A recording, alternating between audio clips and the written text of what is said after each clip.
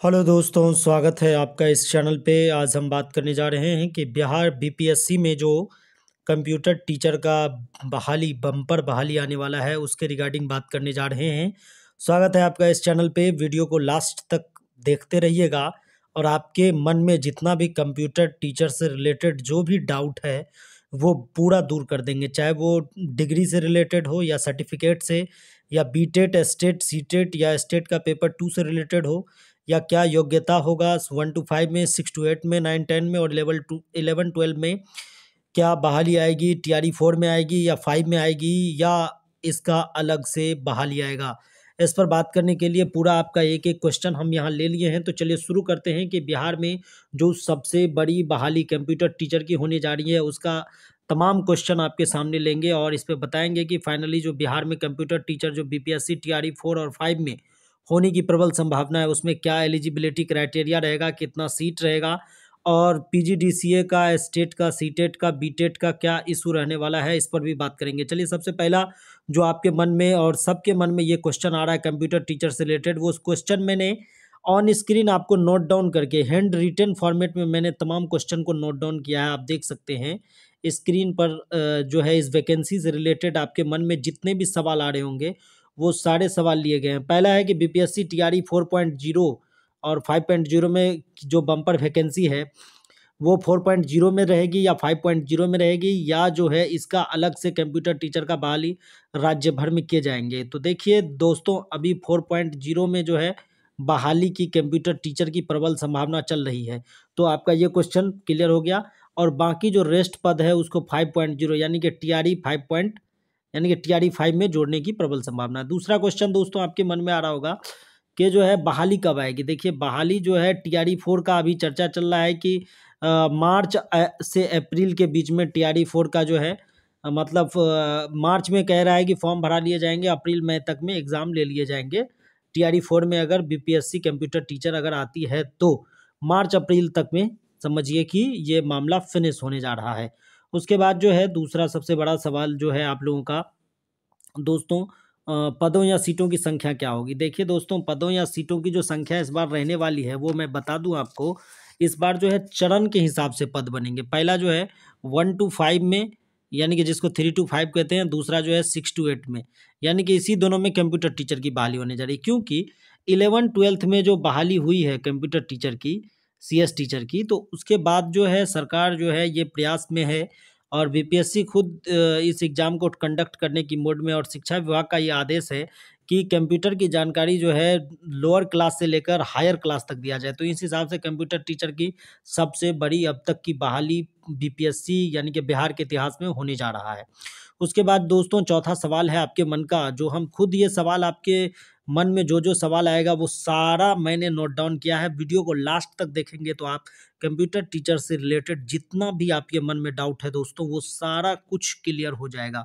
तो अंत तक देखते रहिएगा, आपके एक एक बात का जवाब देंगे। अगर कुछ छूट जाएगा तो आप कमेंट कीजिएगा, मैं कमेंट में भी उसका रिप्लाई कर दूंगा। चलिए चौथा सवाल ये है कि 1 to 5 में, 6 to 8 में, 9 10 में, 11 12 में। देखिए दोस्तों 9 10 और 11 12 को तत्काल छोड़ दिया जाए। अभी जो है 1 to 5 और 6 to 8 है और इसमें भी सबसे पहले 6 to 8 में ही होगी बहाली, ठीक ना।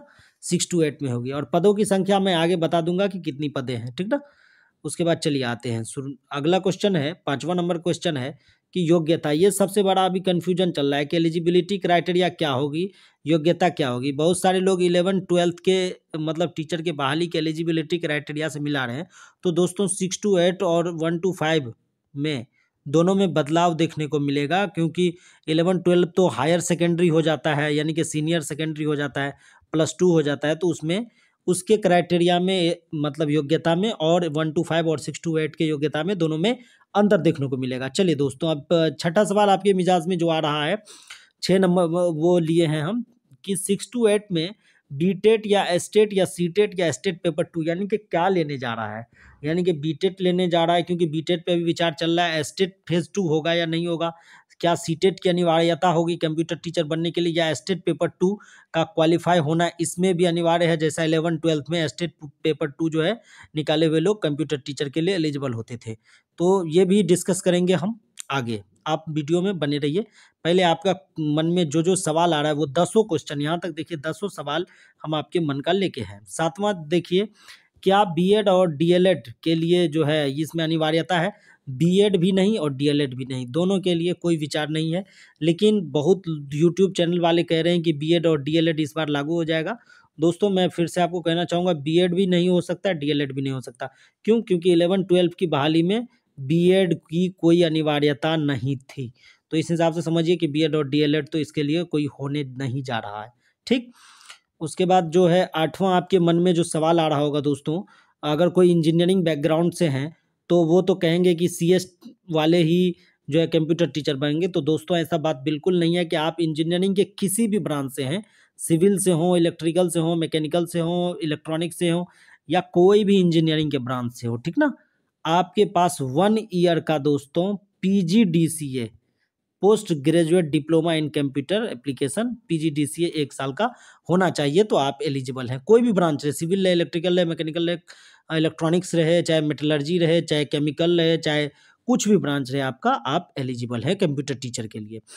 चलिए उसके बाद 9वां क्वेश्चन है कि अगर मान के चलिए जो नॉन इंजीनियरिंग यानी कि इंजीनियरिंग बैकग्राउंड के बच्चे नहीं हैं, जो इंजीनियरिंग नहीं किए हैं, उनके लिए कौन सा सर्टिफिकेट चाहिए, या उनके लिए पीजीडीसीए या एडीसीए क्या चाहिए, उस पर भी बात करेंगे। और 10वां जो क्वेश्चन है कि नियमावली इस बार क्या रहने वाली है। दोस्तों देखिए, अभी तक कंप्यूटर टीचर के बारे में खुल के फाइनल जो है नोटिस कुछ इसलिए नहीं आया है क्योंकि नियमावली बन रही है अभी तत्काल। बीपीएससी या शिक्षा विभाग अभी कंप्यूटर टीचर के रिगार्डिंग जो है नई नियमावली बनाने के लिए व्यस्त है। कोई भी नियमावली आती है इस चैनल पर आपको पूरा उसका डिस्कस कर देंगे। चलिए अब देखिए दोस्तों, अभी जो है कुल पद जो है रहने की अनुमान जो है वो जो है इस बार जो है कुल पद जो है पहले चरण के लिए 6 to 8 की बहाली होंगी, जिसमें 31,000 यानी कि 31,297 पद रहने वाला है। और दूसरा चरण जो है 1 to 5 रहेगा, जिसमें 40,000 यानी कि टोटल जो है कुल जो है 71,000 पद की, यानी कि अब तक के इतिहास में कंप्यूटर साइंस के टीचर की बिहार में सबसे ज़बरदस्त और मतलब कहिए कि अल्ट्रा प्रो मैक्स लेवल की बहाली होने जा रही है। तो देख सकते हैं कि यानी कि सबसे पहले चरण में दोस्तों आपके सामने ऑन स्क्रीन नज़र आ रहा होगा, मैंने पूरा देखिए दोस्तों, मैं ये हैंड रिटेन लिखा हूँ और हर एक बात को लिखा हूँ ताकि आप कंप्यूटर टीचर से रिलेटेड सारा कन्फ्यूजन जो है दूर हो सके। चलिए उसके बाद जो है आप समझ गए कि 6 to 8 में 31,297 पद, 1 to 5 में 40,000, इसको वही 3 to 5 भी कह सकते हैं दोस्तों, 1 to 5 का कहने का कोई बात ही नहीं है। चलिए उसके बाद अब डिस्कस कर लेते हैं, लगभग 71,000 पद है, ये तो मैंने आपको बता ही दिया। योग्यता के बारे में दोस्तों डिस्कस कर लेते हैं कि योग्यता क्या रहने वाली है। ऑन स्क्रीन आपको नज़र आ रहा होगा कंप्यूटर टीचर्स, इसको मैं बड़ा कर देता हूँ। योग्यता के बारे में देखिए सारा बात है। सबसे पहले तो ये तो सर्वे सर्वा है, बीटेक अगर कंप्यूटर साइंस से है तो ये सर्वे सर्वा है। अगर आप बीटेक कंप्यूटर साइंस से नहीं हैं, सिविल इंजीनियरिंग से हैं, या इलेक्ट्रिकल इंजीनियरिंग से हैं, या मैकेनिकल इंजीनियरिंग से हैं, या फिर आप जो है इलेक्ट्रॉनिक्स इंजीनियर से है, या फिर जो है जो भी ब्रांच इंजीनियरिंग का नॉन अदर देन कोई भी ब्रांच से हैं, तो आपके पास जो है आप भी एलिजिबल हैं, लेकिन आपके पास 1 साल का पीजीडीसीए यानी कि post graduate diploma in computer application का सर्टिफिकेट जो है 1 साल का होना चाहिए, आप एलिजिबल है। उसके बाद बीसीए है तो आप डायरेक्ट एलिजिबल है। ओ लेवल के सर्टिफिकेट भी एलिजिबल है। अगर आप पीजीडीसीए ग्रेजुएशन यानी कि अगर आप जो है यहाँ देखिए सबसे जो जब मतलब ज़्यादा भीड़ जिसका जुटेगा इस बार जो है कंप्यूटर टीचर में, वो पीजीडीसीए प्लस ग्रेजुएशन लेवल, यानी कि ग्रेजुएशन कहने का इन द सेंस ये मतलब हुआ कि अगर आप बीए किए हुए हैं, बीएससी किए हुए हैं, बीकॉम किए हुए हैं, या फिर ग्रेजुएशन कुछ भी ग्रेजुएशन किए हुए हैं, कोई भी चीज़ से आप ऑनर्स हैं यानी कि ग्रेजुएटेड हैं, तो आपके पास 1 साल का पीजीडीसीए होना चाहिए, तब भी आप जो है एलिजिबल हैं कंप्यूटर टीचर के लिए, ठीक ना। या आप बीए, बीएससी, बीकॉम या बैचलर ऑफ आर्किटेक्चर हों या कुछ भी हों, जो ग्रेजुएशन लेवल का कोई भी कोर्स है, तो आपके पास 1 साल का कंप्यूटर वाला पीजीडीसीए यानी कि post graduate diploma in computer application आपके पास होनी चाहिए। चलिए उसके बाद देखिए दोस्तों 6 to 8 में एक और आदमी को शामिल करने पर विचार चल रहा है, क्योंकि नियमावली ही मैंने डिस्कस कर दिया है। नियमावली जैसे ही आती है मैं फाइनल डिस्कस कर दूंगा कि ये लोगों की एंट्री इस बार कंप्यूटर टीचर में होने जा रही है। पॉलीटेक्निक में अगर आप सीएस या आईटी ब्रांच से हैं और ग्रेजुएशन कर लिए हैं, यानी कि पॉलिटेक्निक जैसे डिप्लोमा जिसको कहते हैं, अगर आप CS या IT ब्रांच से हैं और ग्रेजुएशन कर चुके हैं तो आपका भी मतलब आप इसको भी शामिल करने पर विचार अभी विभाग कर रहा है कि पॉलिटेक्निक वाले को भी इसमें शामिल किया जाए, ठीक ना। और उसके बाद जो है अगर आप BSc किए हुए हैं, BSc है IT या CS से, यानी कि BSc कंप्यूटर साइंस है, ठीक ना, तो भी आप इसमें एलिजिबल हैं। दोस्तों अब बताइए, आपके मन में ये कन्फ्यूजन होगा कि सब टीचर बनने के लिए B.Ed या DLED सब कुछ में मांग रहा है, बाकी टीचर बनने के लिए कंप्यूटर में क्यों नहीं मांग रहा है। देखिए दोस्तों, कंप्यूटर में जो है सीटेट है ही नहीं, सीटेट इसमें मांगा ही नहीं जा रहा है।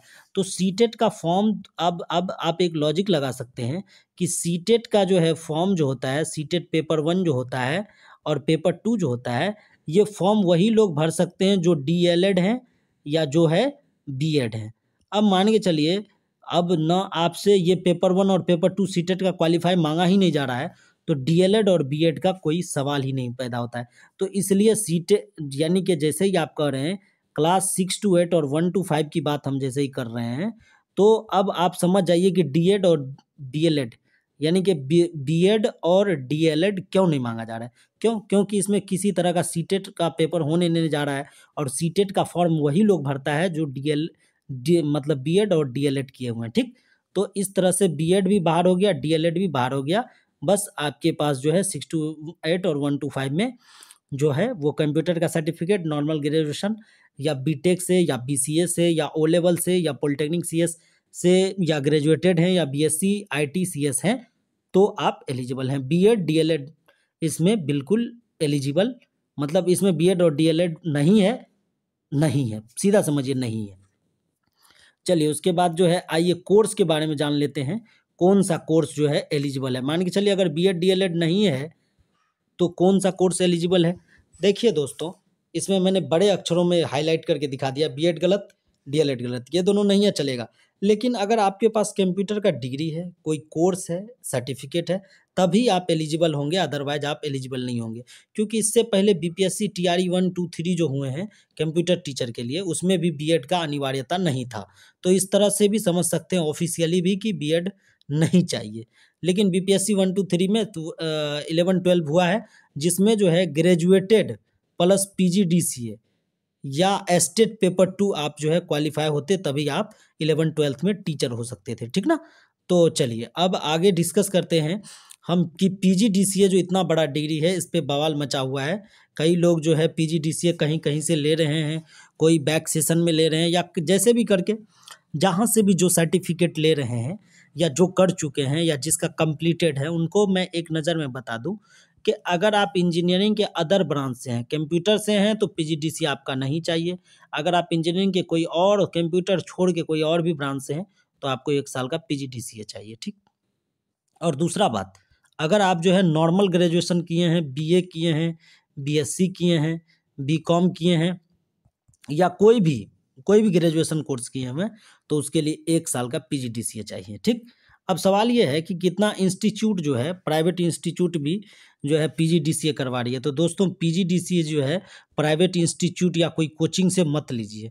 PGDCA valid from university only, यानी कि PGDCA जो भी वैलिड होगा यहाँ का सर्टिफिकेट, वो यूनिवर्सिटी, किसी यूनिवर्सिटी से आपका होगा, वही PGDCA BPSC में वैलिड होगा।